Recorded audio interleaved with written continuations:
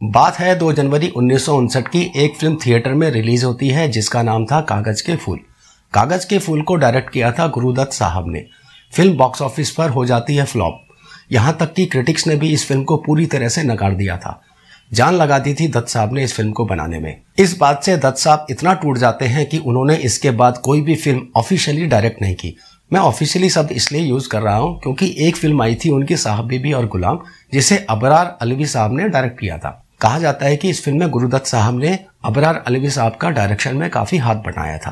फिर समय बदलता है। 1959 में जिस फिल्म को लोगों ने नकार दिया था, 1980 के जमाने में इस फिल्म को लोगों का भरपूर प्यार मिला।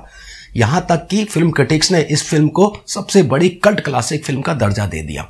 मगर अफसोस, ये सब देखने से पहले गुरुदत्त साहब इस दुनिया से अलविदा कह चुके थे। नमस्कार दोस्तों, तो चलिए आज हम बात करते हैं गुरुदत्त साहब के कुछ सुने कुछ अनसुने किस्सों की। वसंत कुमार शिवशंकर पादुकोण का जन्म 9 जुलाई 1925 को कर्नाटक में हुआ था। बचपन में उनका नाम वसंत कुमार से बदलकर गुरुदत्त पादुकोण कर दिया गया। शिक्षा प्राप्त करने के बाद वो उत्तराखंड के अल्मोड़ा शहर में आ जाते हैं, जहां पर उन्होंने डांसिंग और कोरियोग्राफी की शिक्षा प्राप्त की। उसके बाद वो पहुंच जाते हैं कोलकाता, जहां पर वो नौकरी करते हैं एक टेलीफोन ऑपरेटर की। नियति उनको खींचकर लाती है पुणे, जहां वो प्रभात फिल्म कंपनी के साथ जुड़े। यहां वो उस समय के दिग्गज डायरेक्टर वी शांताराम से मिले और उनसे उन्होंने फिल्म टेक्निक के गुर सीखे। यहां उनकी मुलाकात होती है देवानंद और रहमान से, जो कि हमेशा बहुत अच्छे दोस्त रहे। उनकी पहली फिल्म थी एज एन एक्टर लाख रानी, जो कि 1945 में आई थी। देव आनंद साहब की पहली फिल्म थी हम एक है, जिसे कि PL संतोषी साहब ने डायरेक्ट किया था।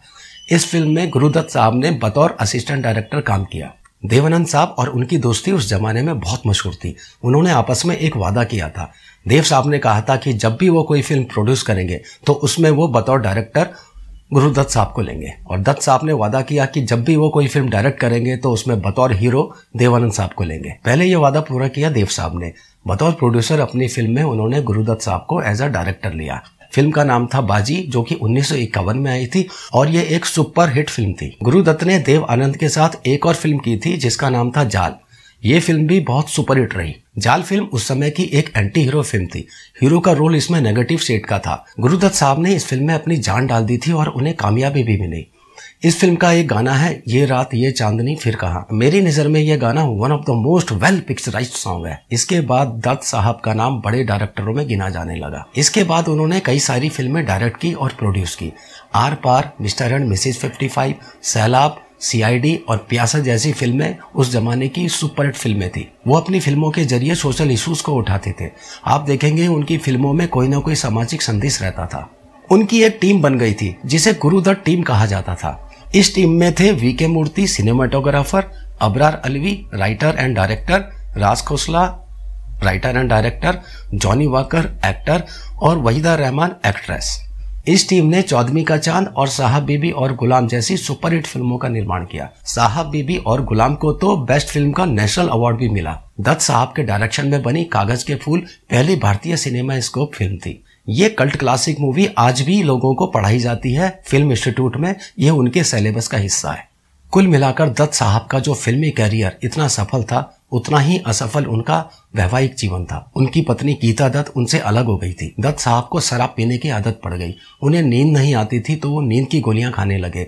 बात यहाँ तक बिगड़ गई कि वो शराब और नींद की गोलियां एक साथ लेने लगे। फिर आया 10 अक्टूबर 1964 का वो दिन जब दत्त साहब अपने बिस्तर पर मृत पाए गए। लोगों ने इसे आत्महत्या माना। एक ऐसा फिल्म मेकर जो अपने समय से आगे की सोचता था।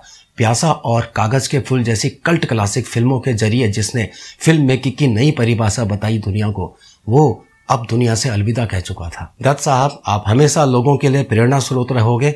आपको मेरा सत नमन। वीडियो में कुछ अच्छा लगे तो कमेंट्स कीजिएगा और इंतजार कीजिए मेरे अगले वीडियो का। धन्यवाद।